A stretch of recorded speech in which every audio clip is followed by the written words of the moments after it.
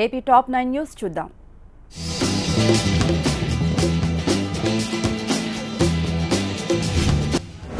అనంతపురం జిల్లా మడకసిర మండలంలోని గుండుమల గ్రామంలో రాజకీయ ప్రముఖులు కలుసుకున్నారు. ఎమ్మెల్సీ తిప్పేస్వామి తల్లి మరణించిన నేపథ్యంలో ఆయన్ని పరామర్శించడానికి మంత్రి పరిటాల సునీత వచ్చారు.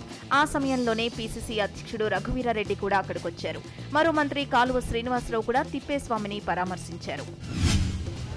రహదారి భద్రతపై ఏపీ పోలీసులకు 2 రోజుల శిక్షణ కార్యక్రమాన్ని డీజీపీ సాంబశివరావు ప్రారంభించారు. ఏపీని రోడ్ సేఫ్టీ సొసైటీగా తీర్చిదిద్దాల్సిన అవసరం ఉందని ఈ సందర్భంగా ఆయన అన్నారు. యాక్సిడెంట్ దృశ్యాలను ఎప్పటికప్పుడు అప్లోడ్ చేసే మొబైల్ యాప్ని అందుబాటులోకి తెచ్చామని సాంబశివరావు తెలిపారు. ప్రజాగాయకుడు గద్దర్ తనను తాను కాలజ్ఞాని వీరబ్రహ్మం గారితో పోల్చుకున్నారు. కడపలో జరిగే మహాజన సమన్వయ సమితి కార్యక్రమంలో పాల్గొనడానికి ఆయన వచ్చారు. వీరబ్రహ్మం గారి మాదిరిగానే తన జీవితం కూడా ప్రజాసేవకి అంకితమని గద్దర్ అన్నారు. 21వ ఏట తన అజ్ఞాతవాసం కడప జిల్లాలోనే ప్రారంభమైందని గుర్తు చేసుకున్నారు. శ్రీకాకుళం జిల్లాలో వంశధార ప్రాజెక్టు ఫేజ్ 1, ఫేజ్ 2 నిర్వాసితులకు పరిహారం చెల్లింపు ఆలస్యమైంది.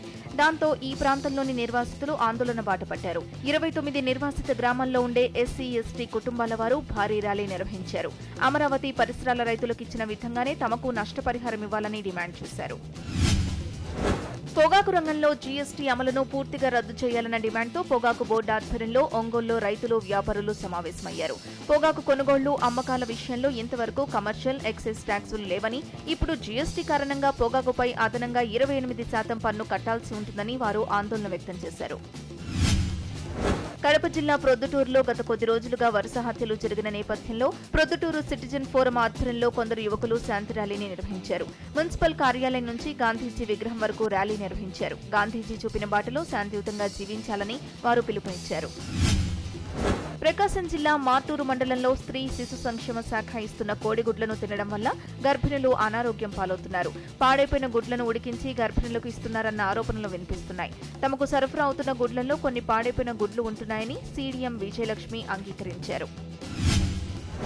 విశాఖ జిల్లా అనకాపల్లిలో హిజ్రాలు సంబరాలు నిర్వహించారు. స్థానిక నూకాంబిక అమ్మవారి ఆలయంలో పూజలు జరిపారు. ఆడుతూ పాడుతూ జాతర నిర్వహించారు. ఈ జాతరలో ఉత్తర కోస్తా పార్టీలోని విశాఖ, విజయనగరం, శ్రీకాకుళం, తూర్పు, పశ్చిమ గోదావరి జిల్లాల నుంచి వచ్చిన హిజ్రాలు పాల్గొన్నారు. గుంటూరులో రెయిన్బో డాన్స్ ఫెస్ట్ ఉత్సాహభరితంగా జరిగింది. ఈ కార్యక్రమంలో చిన్నారులు, యువత డాన్స్ చేసి ప్రేక్షకుల్ని ఉత్సాహపరిచారు.